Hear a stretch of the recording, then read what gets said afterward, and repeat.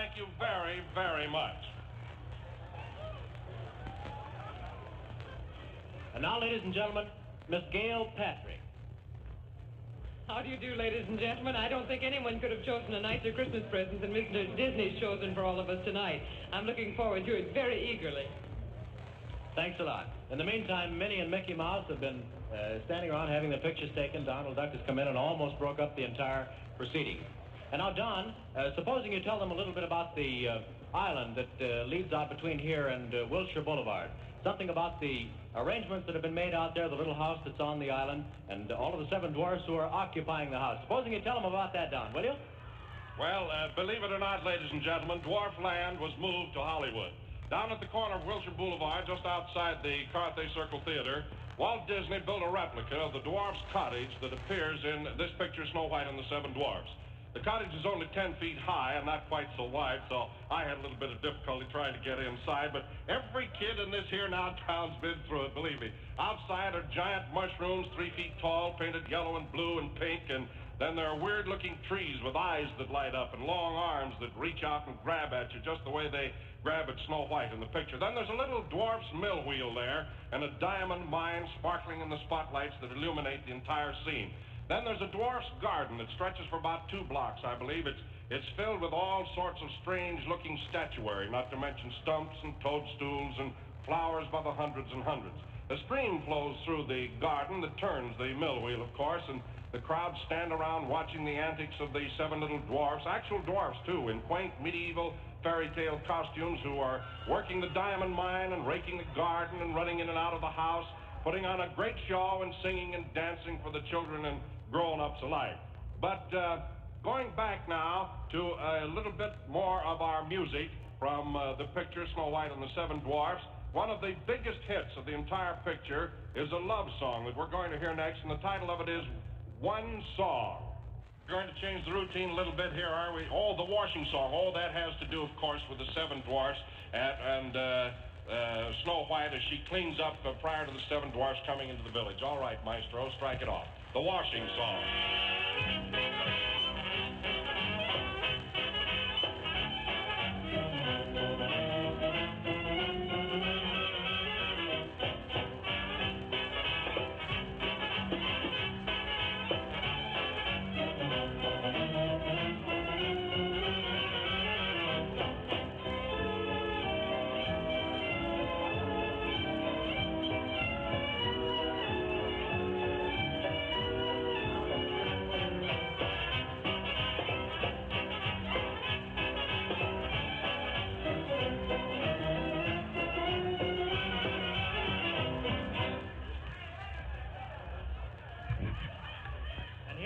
Gentleman, I think, can tell us something about the picture, or at least he can tell us something that he's looking forward to in the picture.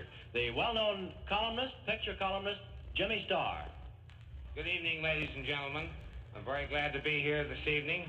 I can't tell you anything about the picture. I haven't seen it as yet, and all I can say is that I'm awfully glad you're not here tonight because there are too many people here already. Thank you. Thank you, Jimmy. Back to the music. Now, here's someone, ladies and gentlemen, that I know you'll be interested in hearing from. The supervising director of Snow White and the 7 Dwarfs, Walt Disney's right-hand man, the general manager of the Disney Studios, Mr. Dave Hand. Dave, can you tell us something about this amazing picture that you've made, Snow White and the 7 Dwarfs, please? Yes, Don, I'll be glad to. You know, when I visited your studio just last week, I was quite a good deal astonished by the unbelievable amount of technical detail required for this animated feature production. I'm wondering, and I'm sure that many of our listeners are wondering, how on earth you managed to complete such a glorious picture? We wonder ourselves. At times, it appeared to be an almost impossible task. Ever since starting it 3 years ago, it has seemed far too big an undertaking for any organization to accomplish. We have been working 24-hour shifts in order to meet this date. The fact that we did it is a tribute to the guiding genius of Walt and the wholehearted efforts and perfect cooperation of the 700 artists and technicians of the studio staff. Well, now, I suppose you just sit back and sort of take things easy a while, will you? No, not quite. We've started something that must be carried on. The tremendous amount of experimentation necessary on this production has only increased our desire to do really great things. We find that we have only scratched the surface of the wonderful possibilities of the full-length animated feature. we have recently started 2 new feature-length cartoons into production. The first to be released a year from now, and the second the following fall. Well, Dave, haven't you given yourself a pretty tough assignment, starting 2 more features simultaneously? Yes, Don, we have. But our staff thrives on tough assignments, and we are going ahead, anticipating many interesting problems. We are hoping to produce things far above anything imaginable at the present time. Well, thank you, Dave Hand. A great deal. Congratulations on this picture and greater success on those to follow. We're very grateful to you indeed for coming up and giving us a sidelight on your future plans. Musicians who have listened to the musical score of Snow White and the Seven Dwarfs say that the biggest song hit of the entire picture, as we started to indicate a moment ago, is one that we're going to hear now. It is titled One Song, and it's sung for you by the Prince, just as he sings it to Snow White in the picture. One Song, sung by the Prince. One song, I have but one song, one song only for you. One heart tenderly beating, ever entreating, constant and true. One love that has possessed me, one love thrilling me true. One song my heart keeps singing,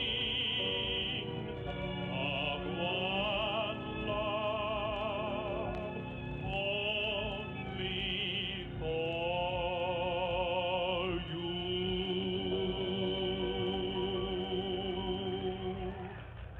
It's a lovely song, Prince. Thank you. Snow White is a lovely girl, but preview audiences out Hollywood way say that the picture is stolen by those comical little 7 dwarfs, the funniest characters Walt Disney has ever created. Not the least of their amusing charm comes from their musical numbers. We'll now hear them sing a couple of the jolly tunes. One is Dig, Dig, Dig from the Diamond Mine sequence, and the other Hi Ho, their catchy little marching song. Dig, Dig, Dig, and Hi Ho. Ladies and gentlemen, Mr. Ed Sullivan, the well-known columnist. Good evening, ladies and gentlemen. We're all looking very eagerly toward this premiere tonight. Because in all the history of Walt Disney, he's never done anything bad, and we imagine that this $1,500,000 epic will mark really something significant in Hollywood history. Thank you very much. Hi-ho, it's home from work we go. Hi-ho, hi-ho, hi-ho, hi-ho, hi-ho, it's home from work we go. Hi-ho, hi-ho.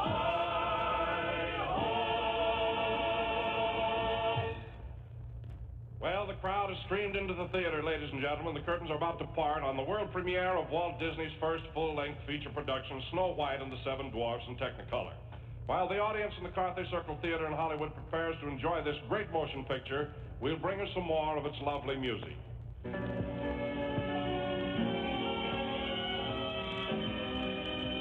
here's an interesting young lady, ladies and gentlemen, Miss Ann Haynes, the daughter of Mr. and Mrs. Robert Haynes of Winston-Salem, North Carolina.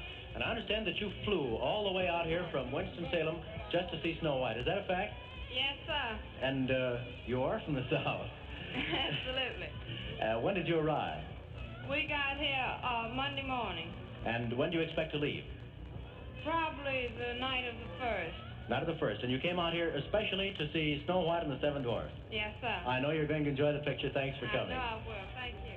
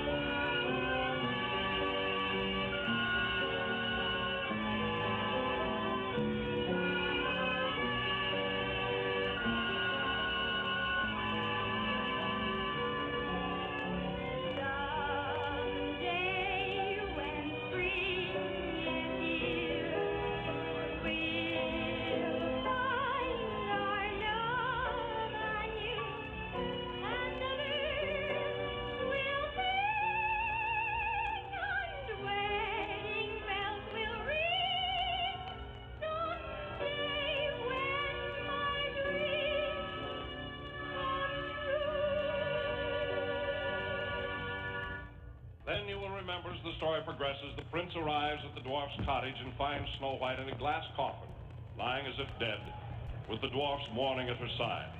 The prince kisses her lips, her eyes open, the prince picks her up in his arms, and as the little dwarfs rejoice, carries her off to his castle, where they live happily ever after. And here, ladies and gentlemen, is Preston Foster, who did such a swell job in First Lady. Mr. Foster. Good evening, ladies and gentlemen. I understand this picture is a huge success, and I hope it is. But just imagine if they made them all this way. And here's Sally Eilers. Miss Eilers, will you say a word, please? Good evening, everybody. I'm very happy to be here.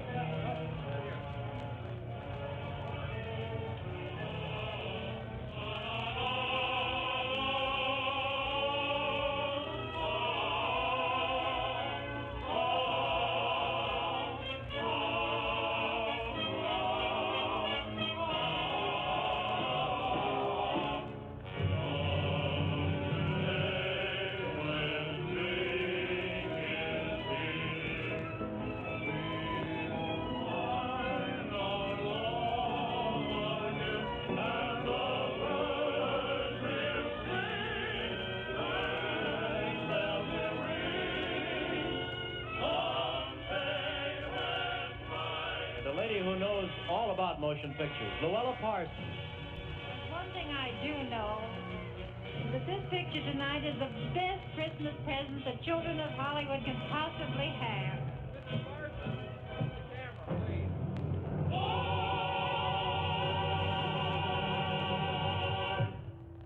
Well, as we indicated a few moments ago, there are just few of the stragglers, the late arrivers, coming now.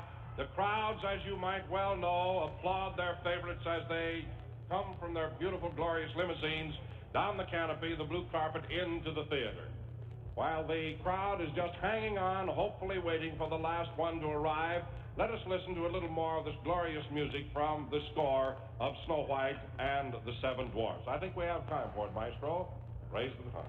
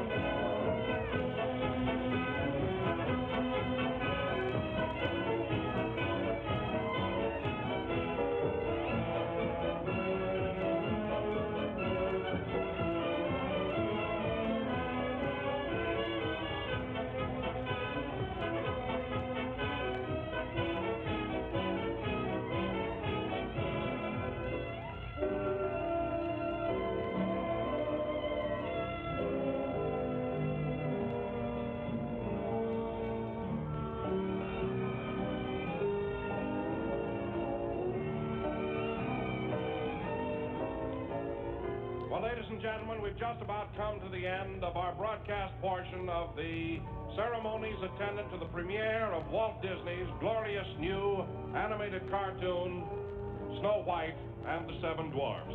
We hope that you've all enjoyed our broadcast, have gotten some conception of the glorious music, a few of the pertinent comments of the people that have gone before us. Don Wilson speaking, bidding you good night for Buddy Twist, and this is the National Broadcasting Company.